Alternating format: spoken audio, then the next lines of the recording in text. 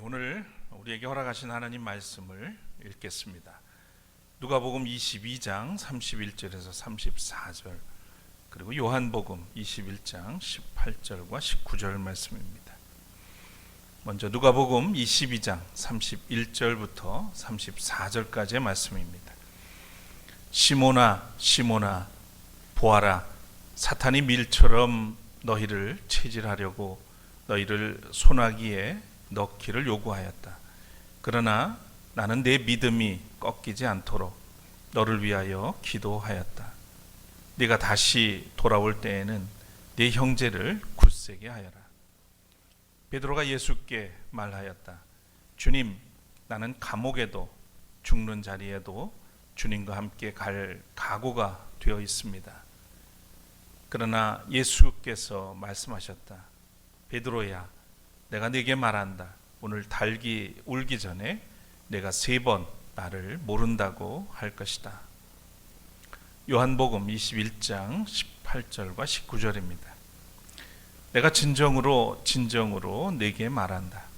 내가 젊어서는 스스로 띠를 띠고 내가 가고 싶은 곳을 다녔으나 내가 늙어서는 남들이 네 팔을 벌릴 것이고 너를 묶어서 내가 바라지 않는 곳으로 너를 끌고 갈 것이다.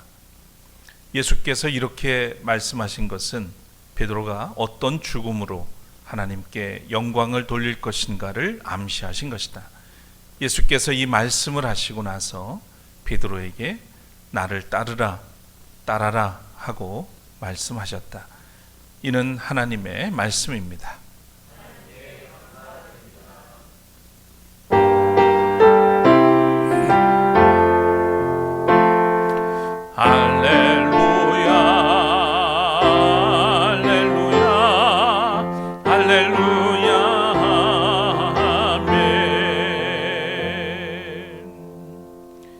자리에 앉으시겠습니다. 어느덧 4월의 끝자락입니다. 잔인하고 또 아픈 그런 기억도 뒤로 하고 이제 우리는 장미의 계절 5월로 가는 길목에 서 있습니다. 화사하고 싱그럽던 봄꽃이 지고 첫사랑을 떠올리게 하는 장미와 라일락이 곱게 피어나서 짙은 향기를 뿌리는 시절입니다. 우리의 마음에는 어떤 옷을 갈아입어야 할까요? 저마다 아름다운 만남으로 존재가 변화되는 그런 기쁨이 있기를 소망합니다. 이 시간 예배의 자리에 함께 하신 모든 분들, 여러분들에게 주님의 은총이 함께 하시기를 빕니다. 오늘은 지난 주일에 이어서 존재가 변화된 사람 베드로 2번째 이야기를 나누겠습니다. 먼저 마음을 모아서 찬양하겠습니다.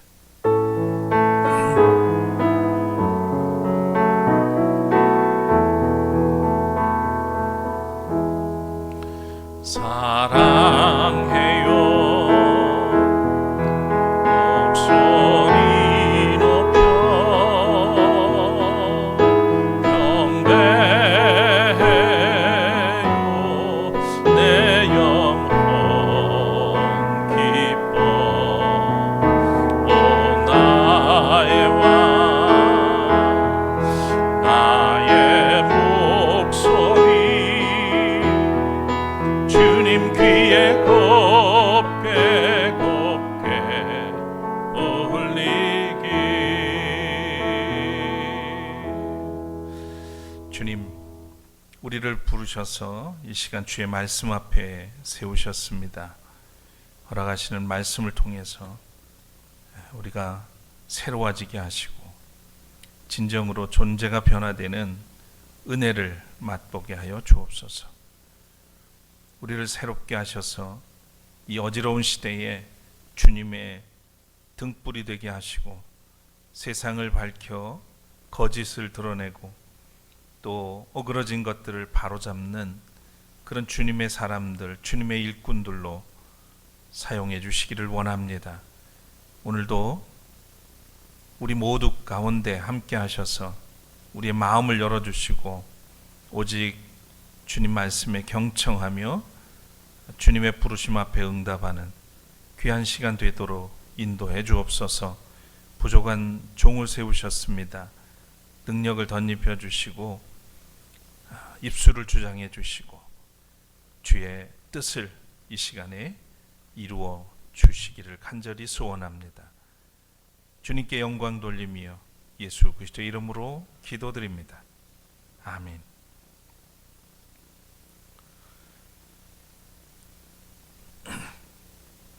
지난 주일에 우리는 예수님의 12제자 중 가장 널리 알려진 제자 시몬 베드로의 부르심과 또 영적 체험 그리고 그의 위대한 신앙 고백에 관한 말씀을 나누었습니다.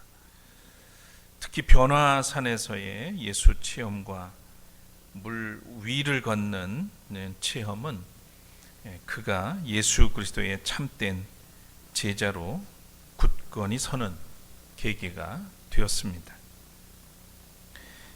그리고 시몬 베드로는 너희는 나를 누구라고 하느냐 하는 주님의 물으심에 선생님은 살아계신 하나님의 아들 그리스도십니다 라고 고백을 해서 베드로 곧 반석이라는 영광스러운 별명을 얻게 되었고 또 증표로 천국의 열쇠도 받았습니다. 그는 예수를 만났고 그의 신성을 체험했으며 하나님의 은혜를 입은 제자가 되었습니다. 시몬 베드로는 예수 그리스도를 만나 새로운 삶의 목적과 가치를 품은 그런 제자가 되었고 또 존재가 변화되는 은총의 길로 나가게 되었습니다. 여러분은 예수님의 제자 베드로를 생각하면 가장 먼저 떠오르는 게 무엇이 있을까요? 워낙 에피소드가 많은 인물이긴 한데 그 중에 베드로 그러면 딱 떠오르는 이야기가 어떤 것이 있을까요? 아마도 이게 아닐까 싶습니다. 시몬 베드로에게 일생을 통해서 씻을 수 없는 치명적인 사건이 하나 있죠. 그것은 예수께서 순환을 당하는 사이에 예수님을 부인했던 일입니다. 그렇다면 이 예수 그리스도의 신성을 체험한 베드로가 그 놀라운 신앙 고백을 했던 그가 예수님을 모른다고 부인하게 된 동기는 무엇일까요? 그는 왜 그렇게 됐습니까? 무엇보다 가장 큰 원인은 그가 자만했기 때문이 아닐까 싶습니다. 베드로는 처음에 초라하고 가난한 어부였지만 예수님의 제자가 된 이후 예수님께 열광하는 사람들을 보면서 그의 수제자로서 자부심이 충만해졌습니다. 예수님의 능력과 권세를 자신과 동일화시키고 있었던 것이 아니었을까. 더욱이 그는 신앙 고백으로 주님께 신임을 받고 있었고 다른 제자들 사이에서도 그로 인해서 리더십을 발휘하고 있었습니다. 사도 바울이 서 있다고 생각하는 사람은 넘어지지 않도록 조심하십시오 라고 했던 것처럼 사람은 겸손을 외면하는 순간 교만에 걸려서 넘어지게 마련입니다. 가장 위험한 교만은 주님의 도움 없이도 잘 살 수 있다고 생각하는 것이죠. 베드로가 시험에 빠지는 장면을 한번 생각해 보십시오. 먼저 마가복음에 보면 올리브 산으로 오르면서 예수께서 제자들에게 말씀하십니다. 너희가 모두 걸려서 넘어질 것이다. 성경에 기록하기를 내가 목자를 칠 것이니 양떼가 흩어질 것이다 하였기 때문이다. 이 말씀을 들은 베드로가 이렇게 대꾸합니다. 모두가 걸려 넘어질지라도 나는 그렇지 않을 것입니다. 매우 당당하고 의지가 강해 보입니다. 오늘 누가복음 본문도 같은 상황에서의 말씀입니다. 시몬아 시몬아 보아라, 사탄이 밀처럼 너희를 체질하려고 너희를 소나기에 넣기를 요구하였다. 그러나 나는 내 믿음이 꺾이지 않도록 너를 위해 기도하였다. 네가 다시 돌아올 때에는 네 형제를 굳세게 하여라. 저는 이 말씀이 베드로의 생애를 상징적으로 보여주는 말씀처럼 보입니다. 주님은 베드로가 사탄의 시험을 당하게 될 터이지만 주님의 은혜로 회복되어서 동역자들의 믿음을 굳게 하는 그런 제자가 될 것이라고 내다 보셨습니다. 그런데 예수님의 이 말씀에 대해서 베드로는 어떤 반응을 보였나요? 주님, 나는 감옥에도 죽는 자리에도 주님과 함께 갈 각오가 되어 있습니다. 주님은 그를 염려하면서 신중하게 하신 말씀인데 무척이나 자신만만합니다. 그의 성격이 여기서도 그대로 드러나는 것 같습니다. 다른 복음서에서 다른 사람들이 주님을 다 버려도 자신은 절대로 버리지 않을 거라고 큰 소리를 쳤습니다. 그러자 예수님이 말씀합니다. 베드로야, 내가 네게 말한다. 오늘 달 기울기 전에 네가 3번 나를 모른다고 할 것이다.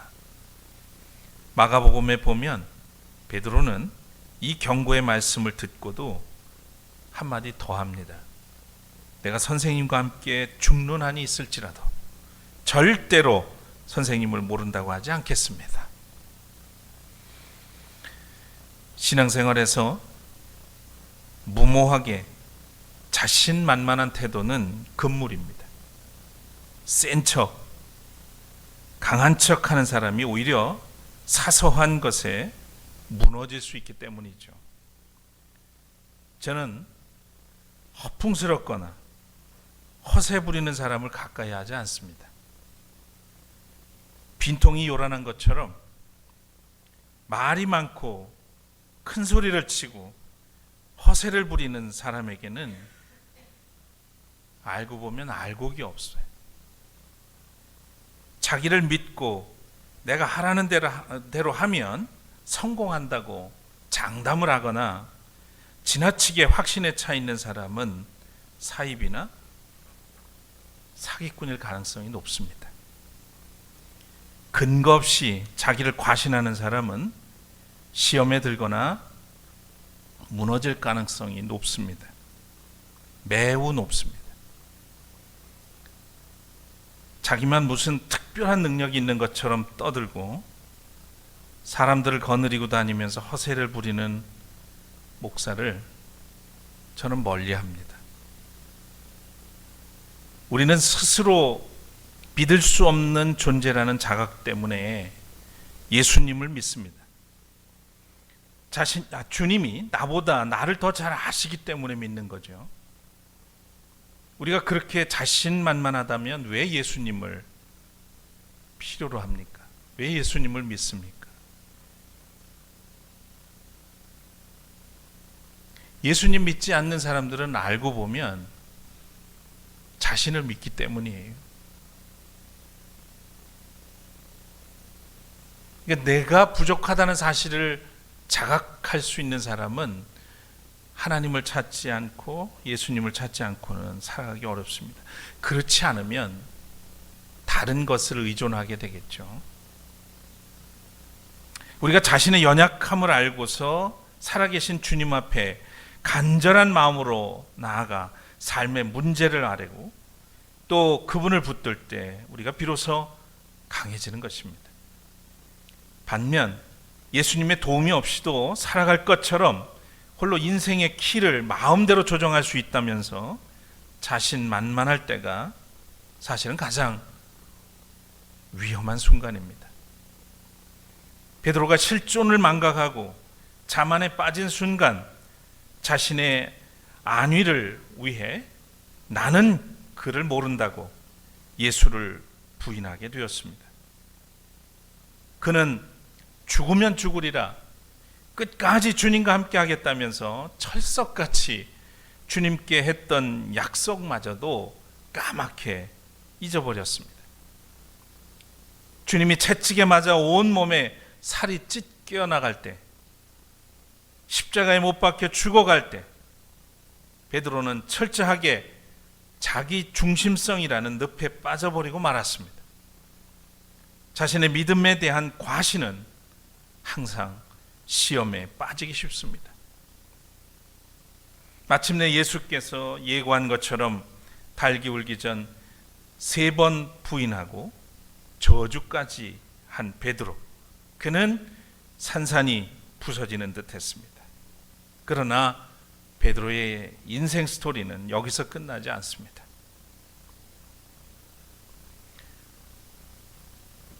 여러분 생각에 예수님을 판 가룟 유다와 또 예수님을 부인하고 저주한 베드로의 죄질을 비교하면 누구의 죄가 더 무겁겠습니까?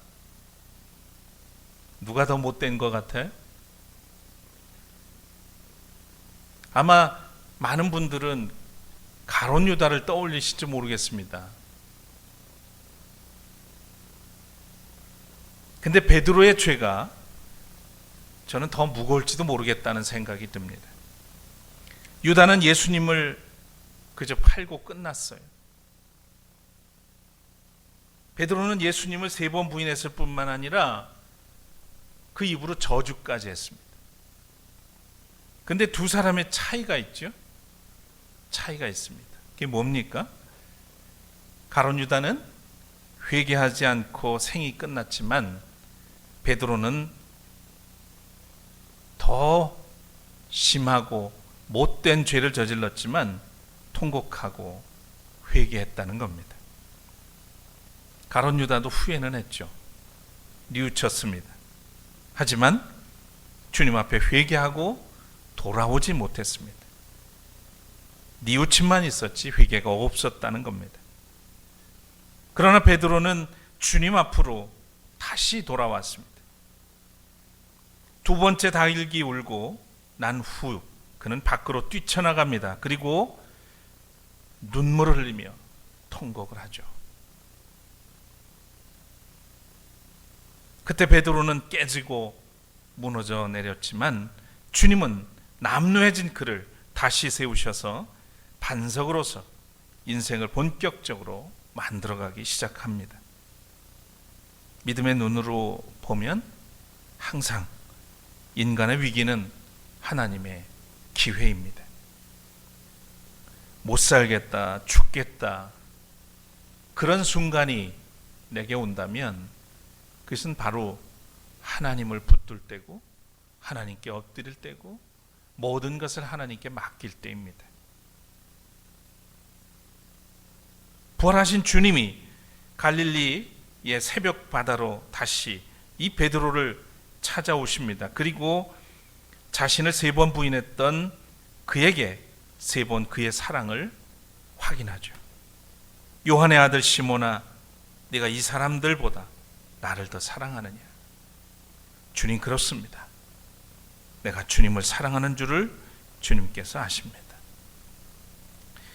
이렇게 그의 사랑을 확인하면서 주님이 3번에 걸쳐서 주신 명령이 있습니다.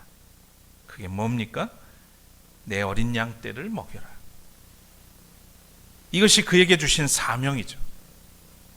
내가 나를 사랑한다면 내가 사랑하는 영혼들을 네가 돌봐줘라. 이때부터 그는 달라집니다. 이때부터 진실로 그는 변화되기 시작합니다. 목자의 사명을 본격적으로 감당하기 시작하는 베드로의 모습을 우리는 만나게 됩니다. 바로 사명이 이끄는 삶을 시작한 것입니다. 헨리크 시엔키비츠라고 하는 분이 쓴 쿠어바디스라는 소설에 이런 내용이 있습니다. 여러분이 들어서도 아실 거고 보신 분도 계시겠습니다만 로마에 큰 화재가 일어나죠. 근데 네로 황제가 자기의 책임을 모면하기 위해서 이 화재는 크리스찬들에 의해서 일어났다고 소문을 퍼뜨립니다. 결국 그 계기로 그리스도인들을 핍박하기 시작하죠.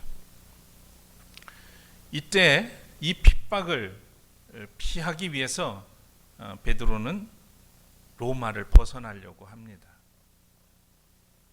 그래서 로마를 벗어나서 나가고 있을 때 시내로 들어오는, 로마로 다시 들어오는 한 분, 바로 예수님을 만나게 되죠. 그가 깜짝 놀라서 묻습니다. 쿠어바디스 도미네, 주님 어디로 가십니까? 그 물음에 주님은 이렇게 말씀하셨죠. 나는 내가 버리고 가는 저 양떼들에게로 간다. 이때 그는 다시 한 번 돌이킵니다. 주님, 제가 가겠습니다. 제가 그 양떼를 돌보겠습니다. 소설입니다만 로마의 한 변두리로 가면 쿠어바디스, 도미네 쿠어바디스 성당이 있어요. 우리 유럽 비전 트립 때 한번 간 적이 있는데 그거는 사실 실제 사건이 아님에도 불구하고 그걸 상징적으로 그렇게 성당을 지어놓고 아마 그리스도인들로 하여금 베드로의 삶을 묵상하게 하기 위한 것이 아니었을까 싶습니다. 어찌되었든 베드로는 변했습니다. 더 이상 허세를 부리던 그 베드로가 아닙니다. 사도행전에서 만나는 베드로는 복음서에서 본 시몬이 아닙니다. 성령 강림의 체험을 한 후에는 한 번의 설교로 3,000명을 회개시키는 하나님의 역사의 당당한 주역으로 떠오르게 됩니다.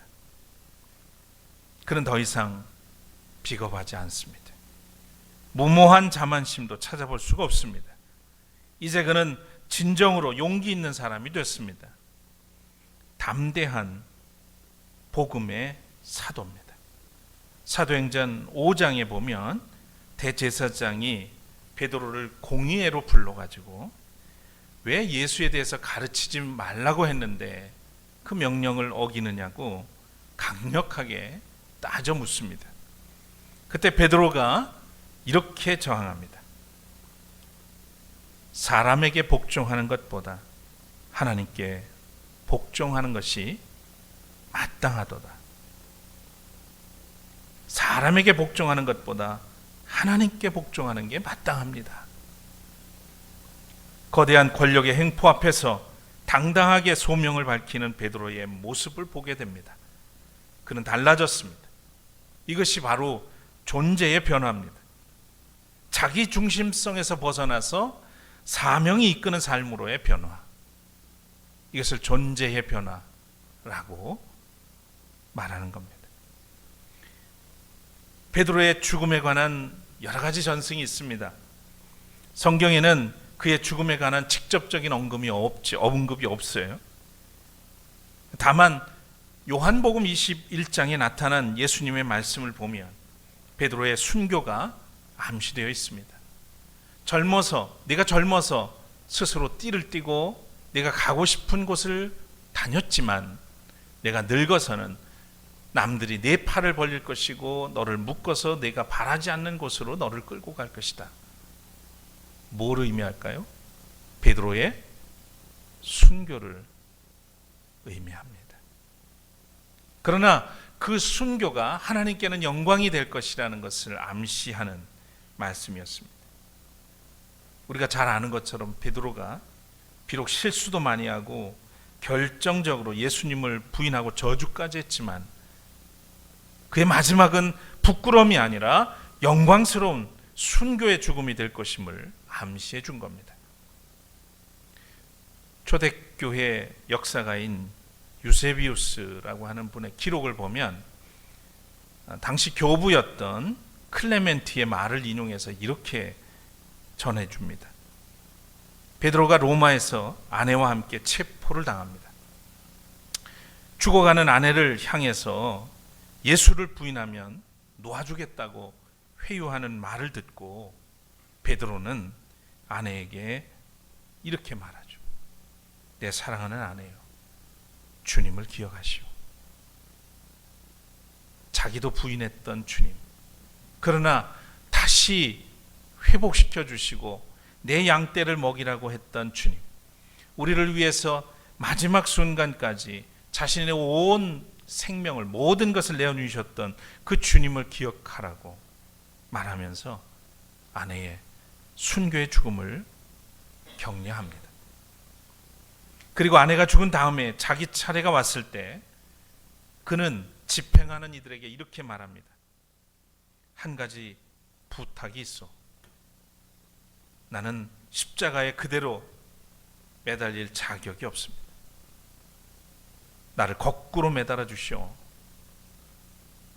이렇게 말하고는 십자가에 거꾸로 매달린 채 손을 들고 주를 찬양하며 자기의 마지막 생명을 드렸다고 기록해 놓았습니다. 아내가 죽은 후 자기 차례가 왔을 때 분명히 그는 주님과는 동일하게 죽을 수 없다는 생각을 했던 겁니다. 주님이 예고한 것처럼 그 때가 지금이라는 사실을 그는 모든 것을 순순히 받아들였습니다. 그의 마지막은 이렇게 하나님께 영광을 돌린 것이었죠. 얼마 전에 저는 어느 목사님의 글을 읽기도 했습니다. 이맘때쯤이었던가 봅니다. 강가로 산책을 나갔다가 꽃이 얼마나 곱고 아름답게 피었던지 한 줌 꺾어와서 병에 꽂아서 식탁 위에 올려놓았습니다. 그날 저녁 사모님과 함께 식탁에 마주 앉았는데 사모님이 대뜸 흙 속에 뿌리를 내렸을 뿐인데 어떻게 나무에서 이런 고운 빛깔의 꽃이 피어날 수 있을까요? 감탄스럽기도 하고 참 귀하게 여겨졌던 모양입니다. 그 말을 들은 목사님이 얼른 대답을 합니다. 이런 걸 두고 식물을 섬세하게 관찰한 어떤 분이 말하기를 존재의 연금술이라고 합니다. 연금술은 뭔지 아시죠? 흔한 금속을 재련해서 완벽한 금속인 금으로 변화시키는 것을 말하는데 고대로부터 내려오는 그런 비법을 가리켜서 연금술이다 이렇게 이야기를 합니다. 물론 지금은 이 말을 여러 가지 의미를 담아서 쓰죠. 그러니까 목사님은 꽃나무는 흙과 그리고 물과 공기와 햇빛을 가지고 아름다운 빛깔의 꽃을 빚어내는 이 신비스러운 존재의 변화를 이 연금술에 빗댄 것이었습니다. 그때 사모님이 다시 물었습니다. 그럼 우리는 이 밥과 반찬과 물을 먹고 마시고 그리고 나서 무엇을 빚어내죠? 사모님이 날린 질문에 목사님은 뜨끔했습니다. 마치 당신은 매일 내가 해주는 밥을 먹고 존재가 좀 변했나요? 이렇게 묻는 것처럼 느껴졌기 때문입니다. 우리는 어떻습니까? 요즘 그 값진 밥을 먹고 또 하늘 양식도 먹고 나서 존재가 변화되고 있는 걸까요?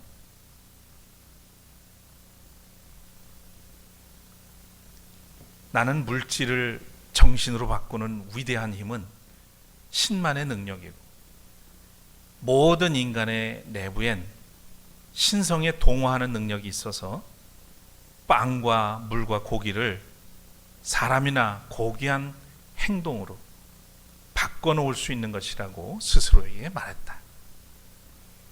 니코스 카잔자키스의 그리스인 조르바라고 하는 소설에 등장하는 버질이라는 인물의 말입니다. 물질을 정신으로 바꾸는 힘은 신의 능력이다. 그런데 우리 모든 인간의 내부에는 이 신성에 동화하는 능력이 있다는 거예요. 그래서 우리가 빵, 물, 고기 이런 것들을 먹지만 그것을 통해서 고귀한 행동으로 바꿀 수 있다. 우리 안에 신과 동화할 수 있는 능력이 주어져 있다는 겁니다. 그게 인간에게 특별한 특권이라고 하는 말이죠. 그렇다면 우리는 이 특권을 오늘 잘 활용하고 있는가 하는 겁니다. 노예는 뽕잎을 먹다가 어느 날 먹은 것을 아주 고운 비단실로 자아냅니다. 소는 풀만 뜯어 먹는데, 사료를 먹는데 그 풀이 우유로 변해서 많은 사람들에게 좋은 영양을 제공합니다. 닭은 보잘것없는 그 모이를 쪼아 먹고 영양이 풍부한 알을 쑥쑥 낳습니다. 여러분, 얼마나 신비한 변화예요. 하나님의 창조적 신비 안에서 이루어지는 존재의 변화, 기적 같은 일이죠. 그런데 이보다 더 위대한 기적이 있습니다. 그것은 죄인이었던 우리가 하나님의 자녀라는 새로운 존재가 된 것이죠. 새로운 존재가 되었다면 삶의 목적과 그리고 목표, 또 가치관과 인생관이 달라집니다. 세상을 바라보는 관점이 변화됩니다. 갈릴리 어부였던 시몬이 주님을 만나 사람을 낚는 베드로가 됐습니다. 그가 연약했지만 주님 손에 붙잡힐 때 강하고 담대해졌습니다. 그는 스승을 부인하고 저주한 불행한 제자였지만 천국의 열쇠를 가진 위대한 사도가 됐습니다. 우리는 베드로보다도 어쩌면 훨씬 연약한 사람들입니다. 우리도 예수 그리스도를 통해서 무모한 자만에서 벗어나서 사명이 이끄는 삶으로 변화되기를 소망합니다. 베드로에게 임했던 주님의 은혜와 변화의 역사가 오늘 우리 모두에게 임하기를 주님의 이름으로 축원합니다.